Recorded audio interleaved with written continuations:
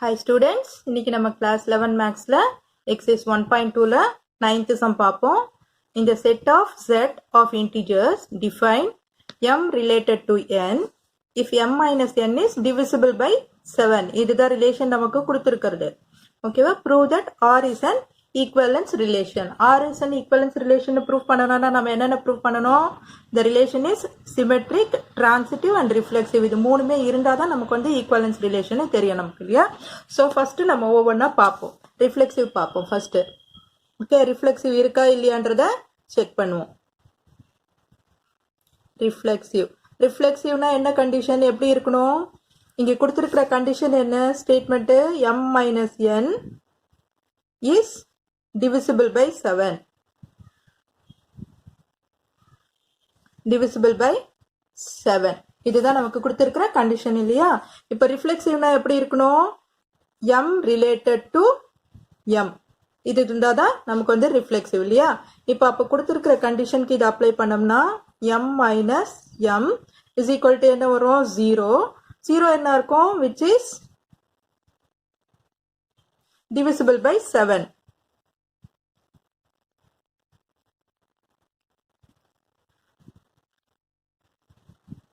Divisible by 7. So, the relation is reflexive.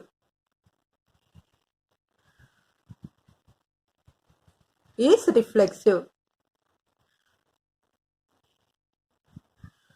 அடுத்தது symmetry பார்ப்போம். ஓகேவா? symmetry.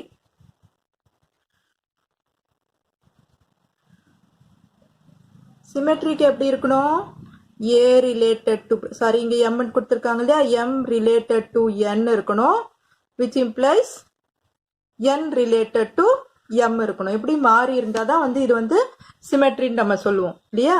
இப்ப நான் வந்து m minus n is divisible by 7 கொடுத்திருக்காங்க அவங்களே இல்லையா? அப்ப நான் m minus n வந்து is equal to 7k எடுக்கிறேன். ஏன்னா மல்டிபிள்ஸ் ஆஃப் 7 எடுத்தாதான் உங்களுக்கு வந்து இட் இஸ் டிவிசிபிள்னு அர்த்தம். உங்களுக்கு மல்டிபிள்ஸ் ஆஃப் 7 இதுக்கு முன்னாடி சம்ஸ்ல எல்லாம் கூட நம்ம ப்ரூவ் பண்ணிருக்கோம் இல்லையா? மல்டிபிள்ஸ் ஆஃப் என்ன 7 இருந்ததுன்னா the number divisible by 7 வந்துரும் உங்களுக்கு. இப்ப 7 into 2 போட்டீங்கன்னாலும் 3 போட்டீங்கன்னாலும் 4 போட்டீங்கன்னாலும் எது போட்டீங்கன்னாலும் for some values of k, for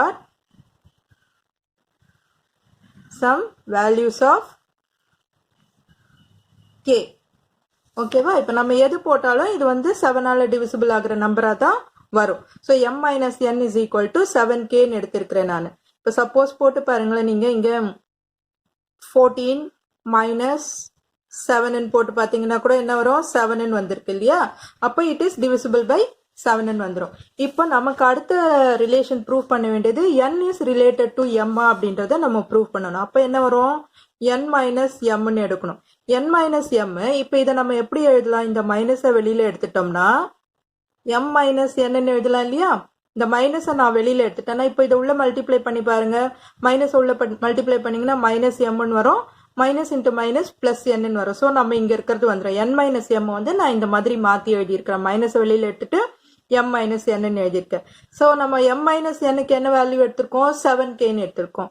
அப்போ என்ன வரும்? மைனஸ் 7kன்னு வரும், which is also a multiple of 7. இது வந்து which is also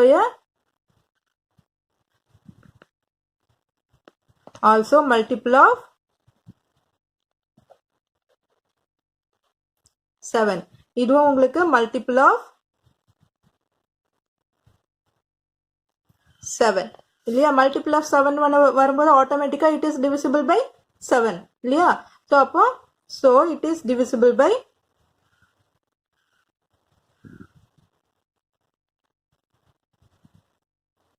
7. Therefore, the relation is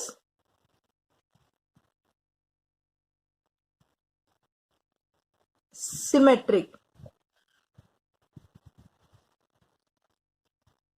ஓகேவா? சிமெட்ரிக்னு ப்ரூவ் பண்ணியாச்சு. நம்ம அடுத்தது நம்ம வந்து டிரான்சிட்டிவ் பார்க்கலாம்.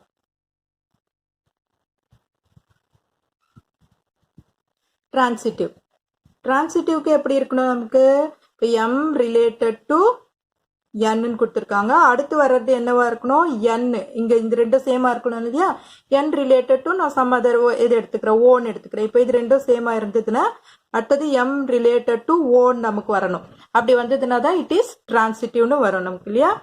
அப்போ நமக்கு கொடுத்திருக்கிற condition m minus n is divisible by 7ன்னு கொடுத்துருக்காங்க. ஓகேவா? அப்போ நான் m மைனஸ் n வந்து இஸ் ஈக்குவல் டு 7kன்னு எடுத்துக்கிறேன். ஓகேவா? m minus n is equal to 7kன்னு எடுத்துக்கிறேன். அடுத்தது இந்த n minus o is equal to some 7lன்னு எடுத்துக்கோங்க. kன்னு எடுத்துவோங்க, நம்ம இங்க lன்னு எடுத்துக்குவோம். ஓகேவா? இப்போ இது ரெண்டுத்தையும் என்ன பண்ண போறோம்னா m minus n is equal to 7k, n minus o is equal to 7lன்னு எடுத்துக்கிறேன். இது ஃபர்ஸ்ட் ஈக்குவேஷன் எடுத்துக்கோங்க, இதை செகண்ட் ஈக்குவேஷன் எடுத்துக்கோங்க. ஓகேவா? இப்போ இந்த ரெண்டு ஈக்குவேஷனையும் ஆட் பண்ணுங்க. ஆட் 1 and 2 ஆட் பண்ணீங்கன்னா என்ன வரும்? m minus n is equal to 7k.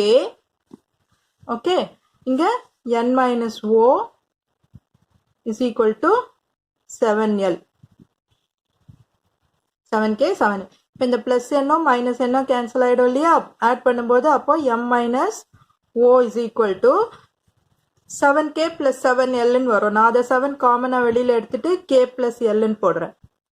ஓகேவா? இப்போ m minus o, m related to o, அதையும் நம்ம வந்து இப்படி இந்த ரிலேஷன்ல தானே எழுதணும். m மைனஸ் n தான் நமக்கு கொடுத்துருக்காங்க இல்லையா? அதனால m ரிலேட்டட் டு, இது வந்து என்ன வந்துருச்சு உங்களுக்கு? m related to o is also a multiple of 7.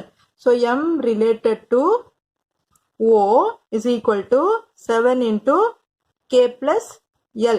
இந்த மாதிரி நம்ம கொண்டு வந்துட்டோம். is a multiple of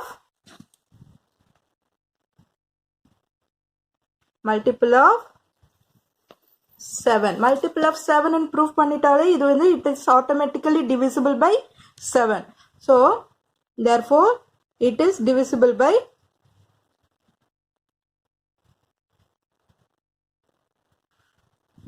7. Okay students, இப்போ divisible by 7 என்ன ஆகும்? transitive என்ற condition நமக்கு வந்து satisfy ஆயிடுச்சு. So the relation is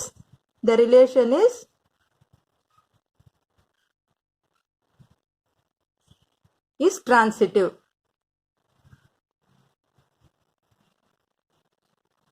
இப்போ நமக்கு எல்லாமே ப்ரூவ் ஆயிடுச்சு பாருங்க.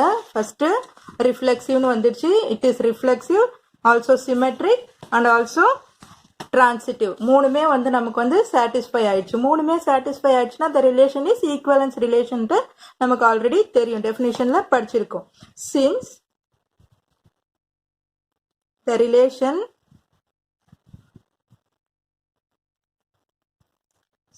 relation satisfy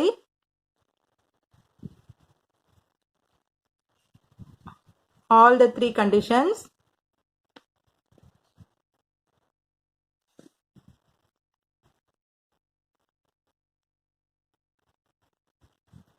so it is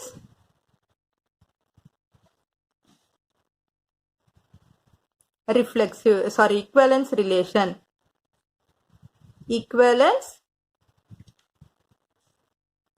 relation. Okay students, புரிஞ்சுதா உங்களுக்கு?